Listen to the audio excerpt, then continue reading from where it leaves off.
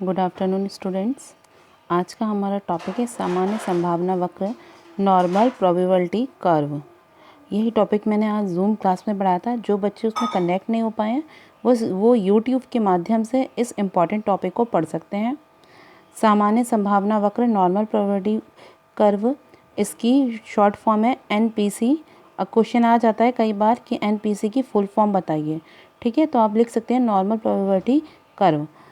सामान्य वितरण, तो सामान्य वितरण को समझने से पहले मैं आपको दो उदाहरणों के द्वारा इसको क्लियर करती हूँ। पहला उदाहरण है कि अगर हम अपने भारत की जो जनसंख्या है, पॉपुलेशन है, उसको अगर हम जो उनके इनकम सोर्सेज हैं उसके अकॉर्डिंग 3 भागों में वितरित करेंगे। तो सबसे पहले होगा उच्च स्तर, फिर होगा मध्यम वर्ग और फिर होगा निम्न वर्ग। ठीक है, तो उच्च वर्ग क्या होगा, उसमें कौन लोग आएंगे, जो सबसे ऊपर होंगे, यानी कि जो करोड़पति लोग हैं वो उसमें आएंगे। और जो मध्यम वर्ग है उसमें कौन आएगा, जिसमें सामान्य जो लोग होते हैं, जो ना ही उच्च है और ना ही निम्न है, वो क्या है, मध्यम वर्ग में। और निम्न वर्ग में वो आते हैं जो गरीबी रेखा के नीचे होते हैं। तो उसमें क्या है, अगर उच्च वर्ग और निम्न वर्ग दोनों समान रहते हैं तो क्या होता है, वो बराबर रहता है। कि जैसे कि उच्च वर्ग में 5% जो है वो जनसंख्या है और 5% ही निम्न वर्ग में है, तो वो क्या हुआ, दोनों समान हुए।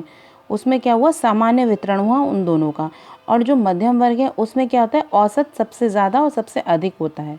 औसत वैल्यू जो होती है वो सबसे अधिक होती है मध्यम वर्ग में। तो अब और इसको आप दूसरे उदाहरण से भी देख सकते हैं कि अगर किसी कक्षा में 40 बच्चे हैं और उनकी हम परीक्षा ले रहे हैं, तो परीक्षा में क्या होगा, कुछ बच्चे तो ऐसे होंगे जो टॉपर लिस्ट में आएंगे, कुछ बच्चे ऐसे होंगे जो सबसे नीचे आएंगे, जो मतलब जिनके भाई कम नंबर आ रहे हैं, और बहुत सारे बच्चे ऐसे होंगे जो मीडियम यानी कि मध्य में होंगे, बीच में होंगे। तो जो टॉपर बच्चे होंगे वो भी कम ही होंगे, और जो सबसे नीचे के बच्चे होंगे जिनके सबसे कम नंबर आ रहे हैं वो भी कम ही बच्चे होंगे। तो 5% अगर टॉपर है तो 5% अगर नीचे जिनके सबसे कम नंबर आ रहे हैं वो हैं, तो क्या हुआ, उनका सामान्य वितरण बराबर हुआ। और जो मध्यम वर्ग के स्टूडेंट हैं, जो यानी कि जिनके मार्क्स मीडियम आ रहे हैं, वो क्या हुए, उनका औसत वैल्यू ज़्यादा होगा। तो वही चीज़ अब मैं परिभाषा के द्वारा समझाऊंगी। सामान्य वितरण, जब किसी समूह के स्कोर को मध्य औसत के दोनों ओर के सामान्य रूप से विस्तृत किया जाता है तो ऐसे वितरण को सामान्य वितरण कहा जाता है। और ऐसे स्कोर के ग्राफ को सामान्य वितरण चक्र कहा जाता है। अब इसको आप नीचे देख भी सकते हैं, एक टेबल बनाई हुई है मैंने। इसमें आपने देखा है कि क्लास इंटरवल को हमने कैसे डिवाइड कर रखा है, 5, 10, 10, 15, 15, 20 और 20, 25। आप 20, 25 पे देखिए 10 स्टूडेंट है, जो फ्रीक्वेंसी है, काउंटिंग है, वो 10 है। और ऊपर और नीचे आप देखिए 3, 5, 7 और 7, 5, 3। तो क्या है, जो ऊपर नीचे की काउंटिंग है वो 15, 15 है, यानी कि बराबर है। तो ऊपर जो मिडल में है औसत वैल्यू वो तो ज़्यादा ही है, जो ऊपर नीचे है उसको काउंटिंग करके जो जोड़ है वो बराबर है। तो वो क्या हुआ, सामान्य वितरण, यानी कि सामान्य वितरण हो रहा है इसमें। फिर है सामान्य संभावना वक्र।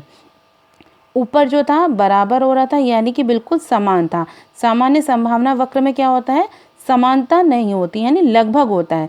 जैसे कि अगर आप उच्च वर्ग के व्यक्ति हैं, अगर वो 5% हैं तो निम्न वर्ग के 6% भी हो सकते हैं। तो उसमें क्या होता है, संभावना यानी लगभग होता है, कुछ क्लियर नहीं होता कि मतलब हाँ कि इतना ही होगा। ठीक है, तो सामान्य संभावना वक्र एक ऐसा सैद्धांतिक, आदर्श और गणितीय वक्र है जिसके अंक मध्य के दोनों और लगभग के बराबर वितरित किए जाते हैं। ठीक है, तो ये जो डायग्राम है इसमें बताया जा रहा है कि जो मिडिल है, देखिए ये जो औसत वैल्यू है वो ज़्यादा है, और ये उच्च वर्ग हो गया और ये निम्न वर्ग हो गया। तो इनका जो है ये अगर बराबर है तो सामान्य वितरण है, और अगर इसमें थोड़ा बहुत कम ज़्यादा है तो वो समान संभावना वक्र है।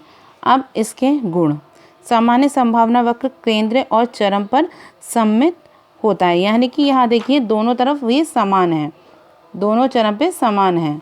ठीक है, नेक्स्ट है इसकी आकृति कैसी होती है, घंटे के आकार की। देखो ये घंटे के आकार की आकृति है ना।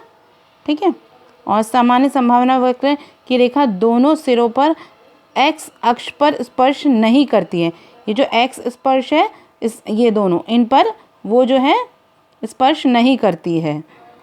सामान्य संभावना वक्र के मध्य भाग को अधिक विवर्ती में संख्या में केंद्रीय प्रवृत्ति के मध्यम बहुलांक में मान एनपीसी में सामान्य और केंद्रीय बिंदु पर स्थित होता है। एनपीसी ना तो बहुत समतल होता है और ना ही बहुत नुकीला होता है, यानी ये ना ही बहुत समतल है ये एनपीसी, और ये जो है एनपीसी ये चीज़ ये जो लाइन है ये एनपीसी है। तो ये जो है ना ही बहुत समतल है और ना ही बहुत नुकीला है। केंद्रीय प्रवृत्ति के मध्य, ये जो हमने केंद्रीय प्रवृत्ति पढ़ा था उसके बिंदु से पर स्थित होती है एनपीसी, और आधार पर एक्स के क्षेत्र पर एनपीसी का क्षेत्र कहा जाता है। ये एनपीसी का एरिया है, ये जो अंदर ब्लू वाला है ये एनपीसी का एरिया है, ये एनपीसी की है। और ये क्या है हमारा, ये क्या चीज़ है, बेस लाइन, यानी कि बेस लाइन है ये नीचे। उसके बाद है हमारा नेक्स्ट टॉपिक है सामान्य संभावना वक्र के उपयोग। इसका उपयोग कब कब किया जाता है। समूह के औसत स्कोर से अधिक या कम अंक प्राप्त होने पर छात्रों की संख्या को पता लगाने के लिए, यानी कि अगर कोई समूह है उसका औसत स्कोर जो है वो अधिक या कम है तो उसको पता लगाने के लिए हम इसका उपयोग करते हैं। समूह में 2 अंकों के बीच प्राप्तांक प्राप्त करने वाले छात्रों की संख्या का पता लगाने के लिए भी हम इसका प्रयोग करते हैं। एक समूह में विशेष स्थिति में छात्रों के लिए स्कोर सीमा का पता लगाने के लिए भी हम इसका प्रयोग करते हैं। एक समूह को उप समूह में विभाजित करने में ताकि प्रत्येक उप समूह में क्षमता की सीमा बराबर हो जाए तो भी हम इसका प्रयोग करते हैं। अब इसी में 2 टॉपिक्स आते हैं, वक्रता एवं विषमता। वक्र की चपेटपन और नुकीलापन को वक्रता कहा जाता है।